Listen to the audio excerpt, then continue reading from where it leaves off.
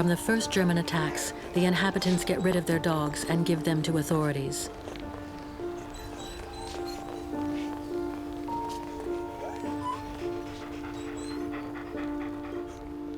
Many are put to sleep.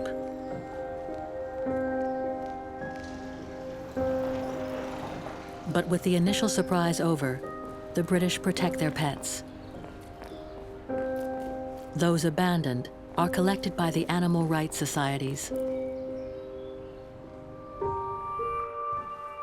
Unlike the France of Descartes and his animal machine, the British consider animals to be sentient beings.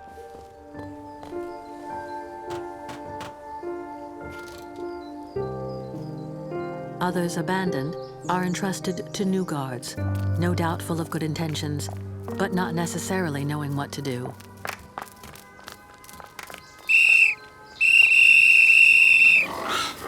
The authorities, anxious to preserve all their subjects from the German bombing, expand air raid training all over the country.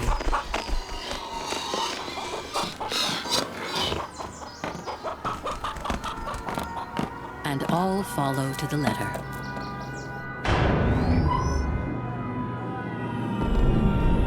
But by autumn 1940, the exercises are less amusing.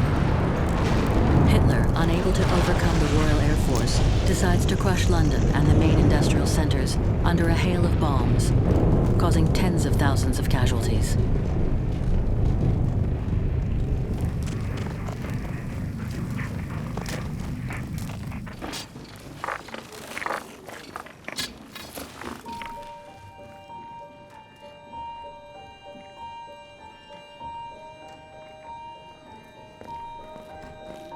Although some animals have lost everything,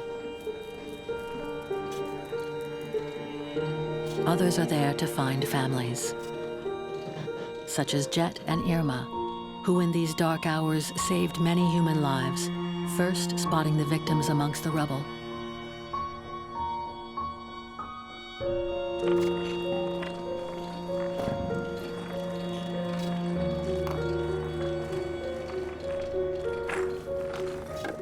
Though not blessed with their flair, the bipeds get involved as well and return the favor.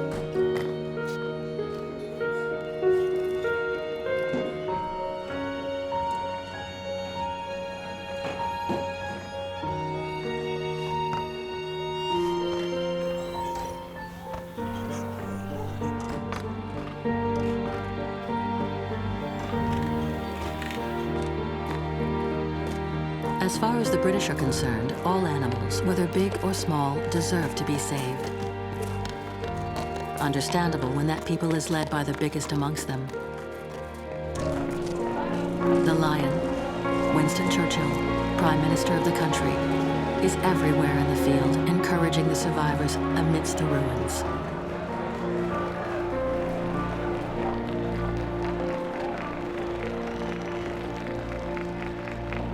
As a good patriot and a demanding father, he appeals to his darling daughter Sarah, an actress by trade, to join the female auxiliary of the RAF, and she willingly mobilizes both mare and husband for the cause. The point of having an ambulance that can be drawn by a horse as well as a car is mostly for country villages where the garage may be far away, there may be a breakdown or a shortage of petrol, in which case it'll be easier to get a horse than a car. So, will you go to it and dig deep and help us buy lots more of these ambulances, please? If a horse can beg, other small animals can do even better, helping to treat childhood trauma in these difficult times, where all the living must support each other.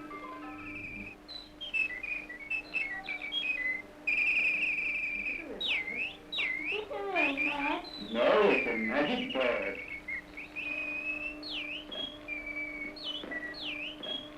Not all know how to sing, but some have learned to talk, to pass on a few useful messages in wartime. Let's get down to bare bones. What's that? Bones? How can we expect to beat Hitler when he's got so many friends in this country? Rats. Rats? Where? Fires don't happen by accident in munition factories. Oh, dry up. Anyone causing a fire in wartime is a traitor. Stamp him out. Cigarette ends cause most of the 1,000 fires that break out every day. Stamp yours out. Darling, my pretties, breakfast! Luckily, we have Mrs. White and her macho husband to shed a little lightness in these complicated times. To work, girls. Get cracking. Remember our target. An egg a day. I want to do my bit, goodness no. But I can't lay eggs on that peck of food. No, I'm going to see the management. I'm sorry, madam. I'm only allowed to supply you with your ration of poultry food. I know it's small. You'd better see the Ministry of Agriculture. All right. Good afternoon.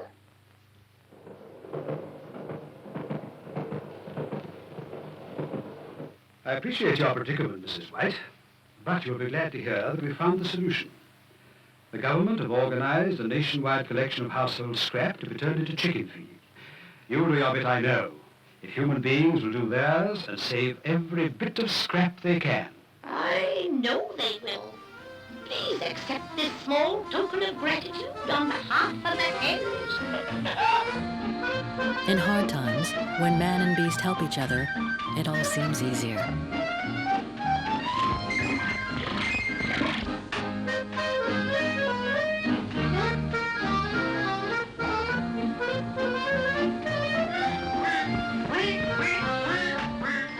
While in the cities, the authorities employ a stiff upper lip when dealing with animals.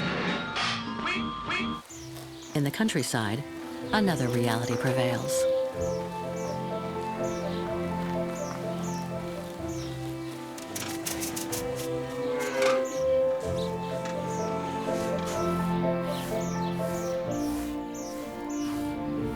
Thousands of young city girls enlist in the Land Girls organization, a new battalion in skirts who have everything to learn about farm work.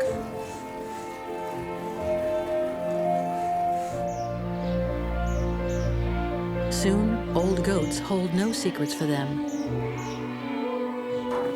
And with women being sweeter than men, the animals have everything to gain.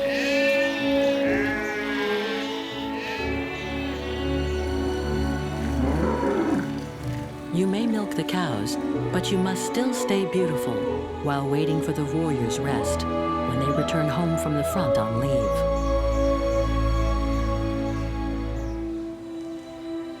Even though the one you dream of is far away on another continent. In North Africa, for example, where British are fighting Italians. Il Duce wanted to found an empire here. The British intend to conquer it, to cross the Mediterranean one day and attack Hitler via the south of Europe.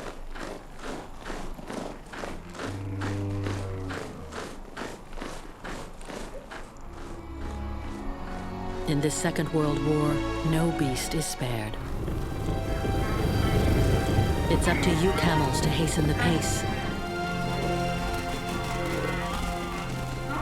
Even today, to the public, your gait evokes the glorious colonial epics of the past.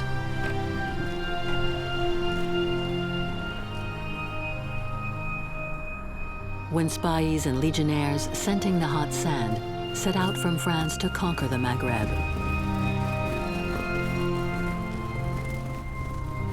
When the colonial camel riders dominated the Middle East, recalling the legendary Colonel Lawrence of Arabia.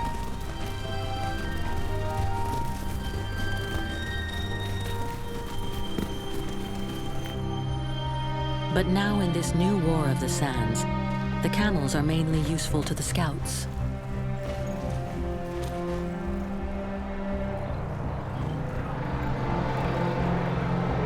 For once again, it is the mechanical horses that in January 1941 allow the British to swoop on Tobruk, Libya's only deepwater port, hitherto occupied by Mussolini's men, now prisoners.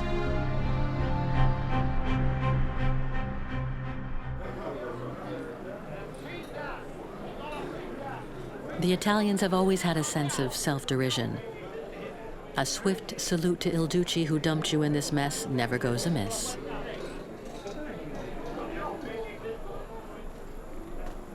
Wherever man may wander, animals are there. To swell the family. Help out. And cool down.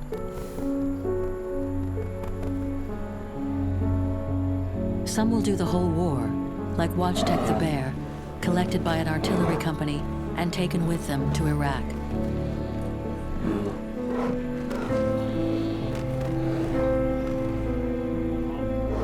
This cuddly toy, raised to the rank of corporal, will follow his family to Italy, where they will shine at the Battle of Monte Cassino.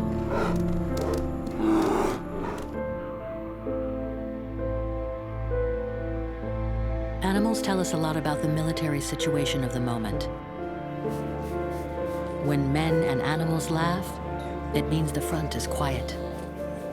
But when the first setbacks come, when Tobruk, for example, is taken back by the Germans, what will become of these animals immersed in human lives, yet left high and dry? What about his bird, who probably can't fly anymore?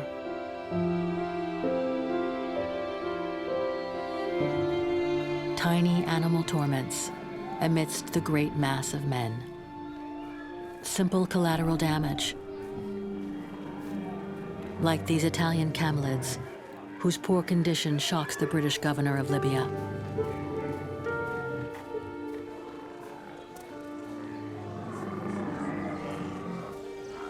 It's well known that camels aren't the type to complain. He'll go where he's asked to go without getting the hump. As here, where they have to supply petrol to the columns.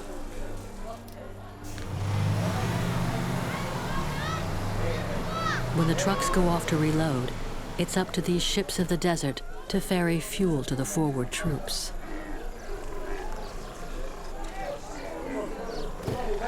You may know how to keep your mouth shut, but 200 liters of petrol on your back is still a lot.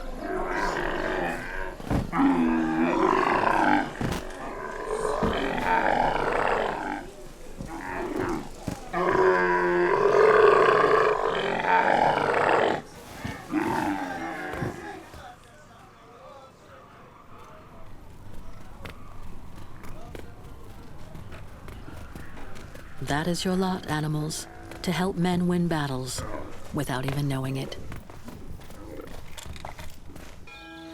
And to serve those who must defend themselves.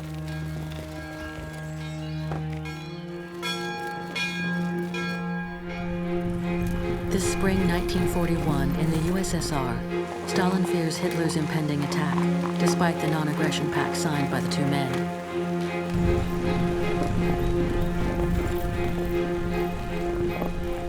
He also knows that his army isn't ready.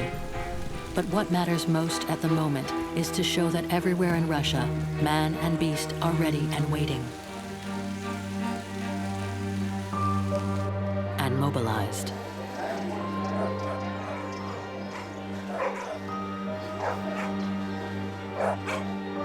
Although the Allied officers of upper-class origin respect the dog as a pet, the same isn't true in Soviet states, where they have a more proletarian vision of the canine world.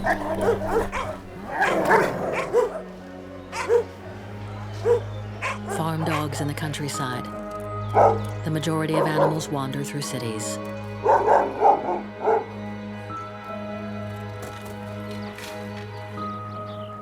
From then on, buoyed by the bravery of the Russian soldier, of his sense of homeland and sacrifice, even in training, the use of Canem Soviticus will be more radical.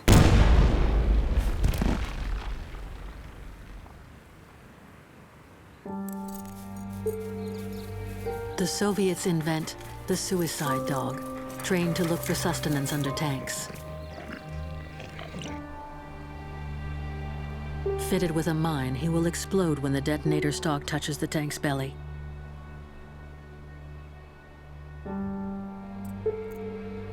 Goodbye, comrade with the sad look. You too will have done your duty, even if it's in the service of human ineptitude.